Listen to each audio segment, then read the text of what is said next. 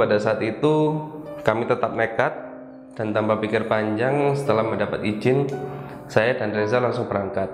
Tenda itu nggak ada orangnya, tenda itu kosong. Di saat takbir pertama, saya merasa makmum yang di belakang ini sangat banyak. Lalu ada salah satu sosok besar di sana yang dengan kejam memenggal kepala dan tangan para pekerja di sana. Tiba-tiba ada, kalau nggak salah, burung jalak berjalan di depan kami. Dan kami pun iseng untuk ngikutin burung itu. Ternyata di bawah sudah ada sosok kakek-kakek yang di bawah tadi.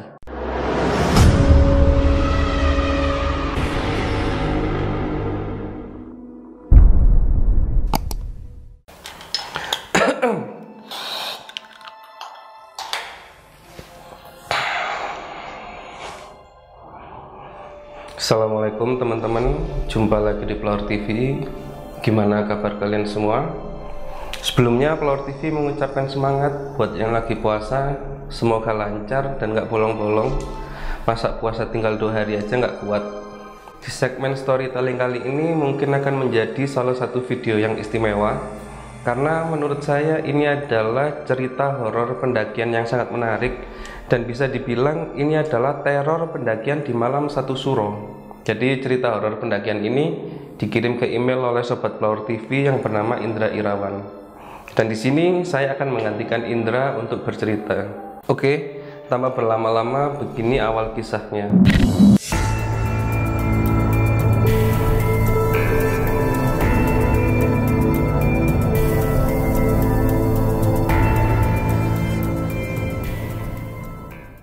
Sekitar tahun 2007, pada waktu itu saya berdua bersama teman yang bernama Reza berniat mendaki Gunung Arjuno.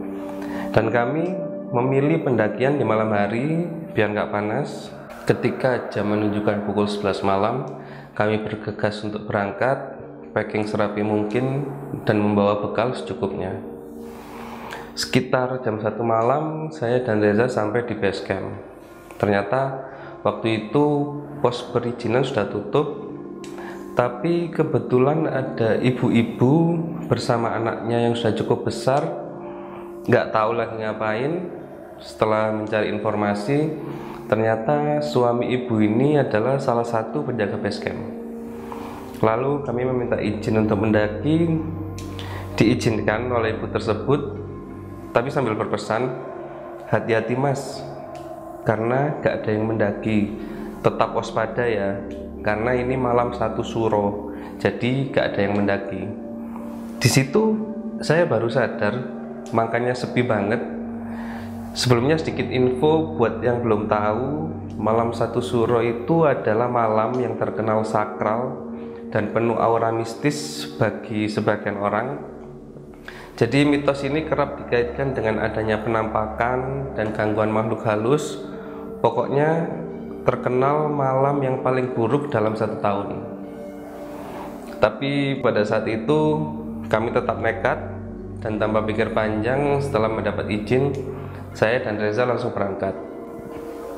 Masih di awal perjalanan, sekitar 10 menit kami berjalan, saya sudah mengalami kejadian aneh. Saya melihat sosok di dekat pohon, sosok besar berwarna hitam seperti menyambut kedatangan kami. Di situ saya berusaha untuk tetap tenang, tidak menghiraukan, dan berdoa supaya di perjalanan nanti tidak bertemu lagi dengan sosok yang mengerikan dan hal-hal aneh lainnya. Kami sampai di Pet Bocor sekitar jam 2 malam, dan di situ saya merasa kalau sosok besar tadi masih ngikutin. Apa ini ada hubungannya sama malam 1 Suro? Saya nggak tahu. Yang penting saya berusaha untuk tetap tenang, dan di situ saya nyalain musik agar suasana sedikit ceria. Dan saya nggak mau cerita sama Reza karena takut kalau nanti dia tahu dia ikutan tegang dan kena teror mental. Akhirnya kami terus berjalan sampai sesampainya di pos selamat datang. Di situ hal aneh terjadi lagi. Saya melihat sosok seperti kakek-kakek, dan kakek itu tersenyum. Karena refleks, saya membalas senyuman kakek itu. Tapi Ketika saya memanggil Reza, mau ngasih tahu kalau ada kakek-kakek, tiba-tiba orang itu sudah nggak ada, nggak tahu hilang kemana. Di situ saya mulai sedikit ketakutan, sedangkan Reza masih tenang-tenang aja, dia nggak tahu apa-apa. Setelah terus berjalan, nggak terasa jam menunjukkan pukul 3 malam. Akhirnya kami memutuskan untuk mencari tempat buat istirahat. Setelah menemukan lahan yang agak datar, kami mendirikan tenda. Ketika tenda sudah berdiri, Reza meminta saya untuk bikin kopi, sedangkan dia akan pergi untuk mencari kayu bakar. Di situ saya langsung nyalain kompor, memanaskan air, masak ini itu sampai semua selesai. Tiba-tiba aja saya kepikiran buat nyusulin Reza. Kebetulan terlihat cahaya senternya di atas tempat saya, tempat mendirikan tenda. Karena saya pikir itu Reza, saya pun langsung nyamperin. Pelan-pelan saya jalan ke atas, dan lampu itu, cahaya itu tiap dideketin semakin jauh. Saya deketin lagi tambah jauh. Karena mulai agak aneh, saya mutusin untuk berhenti, ngumpulin kayu bakar secukupnya, dan kembali ke bawah. Ini waktu sampai di tenda, saya melihat Reza sedang memasak mie. Lalu dia ngomong, "Ngapain kamu naik ke atas? Aku panggil-panggil dari bawah gak dengar." Langsung saya bilang, "Lah, bukannya kamu yang di atas? Aku lihat senter kamu tadi di atas." "Enggak, saya cari kayu di bawah, saya nggak ke atas," kata Reza. Otomatis jawaban Reza ini membuat saya terkejut, karena tadi terlihat jelas cahaya senternya di atas sana. Mungkin karena merasa ada yang nggak beres, di situ Reza cepat-cepat mengalihkan pembicaraan dengan menyuruh saya makan mie yang baru saja dia buat. Setelah makan dan ngopi, terdengar jelas suara adzan subuh. Kami langsung cepat-cepat wudhu untuk sholat. Kebetulan waktu itu saya yang jadi imam. Nah ini, di saat takbir pertama, saya merasa makmum yang di belakang ini sangat banyak. Kan biasanya kita kerasa ya kalau lagi banyak orang di belakang. Bahkan ketika sujud, saya mendengar banyak sekali suara duk-duk-duk, seperti suara lutut menyentuh tanah. Tapi setelah salam, yang aneh ini tiba-tiba suasana yang sebelumnya banyak orang ini menjadi sepi lagi. Setelah selesai sholat, saya dan Reza langsung cepat-cepat tidur. Keesokan harinya, sekitar jam 9 pagi, kami terbangun dengan posisi tenda sudah ada di tengah jalan. Gak tahu karena merosot atau apa, tenda kita bergeser sekitar 10 meter dari tempat awal. Di situ saya langsung membangunkan Reza. Dia pun sangat keheranan dan bingung waktu itu. Tanpa pikir panjang, akhirnya kami memutuskan untuk beres-beres dan melanjutkan perjalanan. Sampai sekitar 1 jam kami berjalan, ternyata kami sudah sampai di pos Kopopan. Di situ kami beristirahat sebentar, santai-santai. Setelah waktu menunjukkan pukul 11 siang, saya dan Reza melanjutkan perjalanan kembali. Perjalanan ke puncak ini bisa dibilang lancar, walaupun agak sedikit gerimis. Dan di tengah-tengah perjalanan tiba-tiba ada, kalau nggak salah, burung jalak berjalan di depan kami. Dan kami pun iseng untuk ngikutin burung itu, karena lucu dan burung itu nggak terbang-terbang, melainkan terus berjalan sembari kami mengikuti dari belakang. Tapi karena hujan tambah deras, akhirnya saya dan Reza memilih untuk berteduh. Kebetulan di situ ada 3 pohon besar. Di situ kami berteduh sekitar setengah jam. Setelah hujan mulai reda, kami melanjutkan perjalanan lagi. Tak lama kemudian sampai di pos pondokan. Dengan badan sedikit basah, kami beristirahat di sana. Di situ kami melihat sebuah tenda, dan ketika saya dan Reza menghampiri, ternyata tenda itu nggak ada orangnya.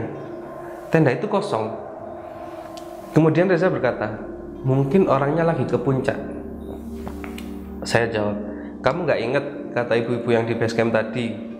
Kata dia, nggak ada orang yang mendaki di malam satu suro. Dengan sedikit ketakutan, Reza ngomong, udah ayo ganti baju, kita langsung ke puncak aja. Waktu itu menunjukkan pukul 5 sore.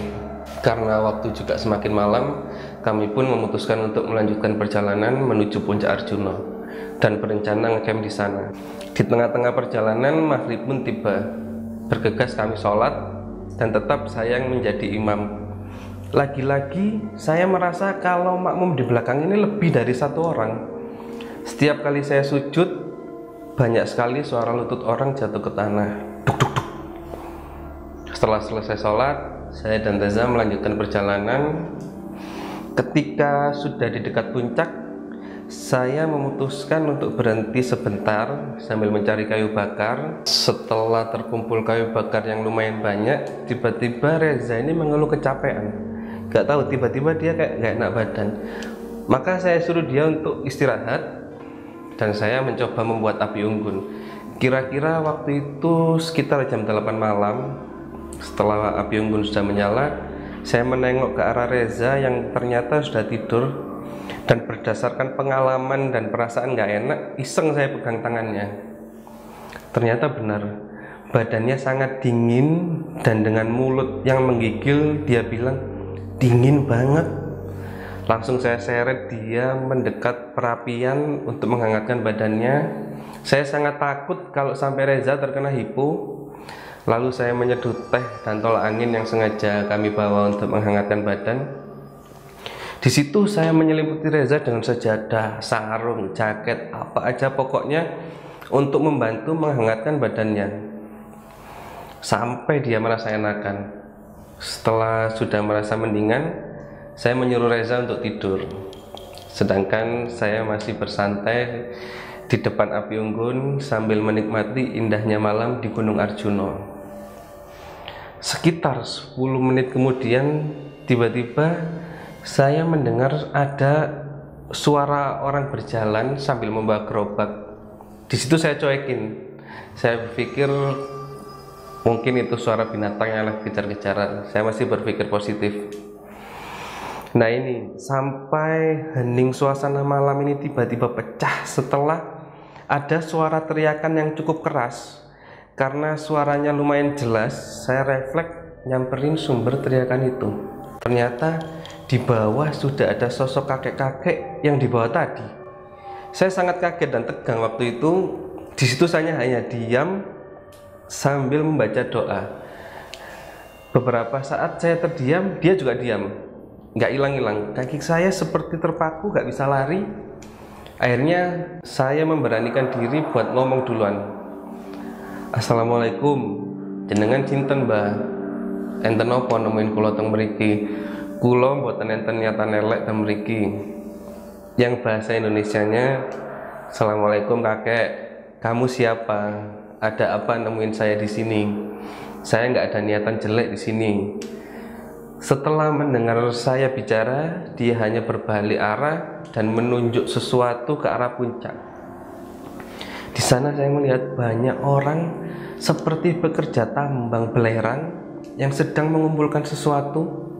Tapi setelah saya amati lagi, ternyata dari beberapa orang, dari beberapa mereka ini ada yang nggak ada kepalanya.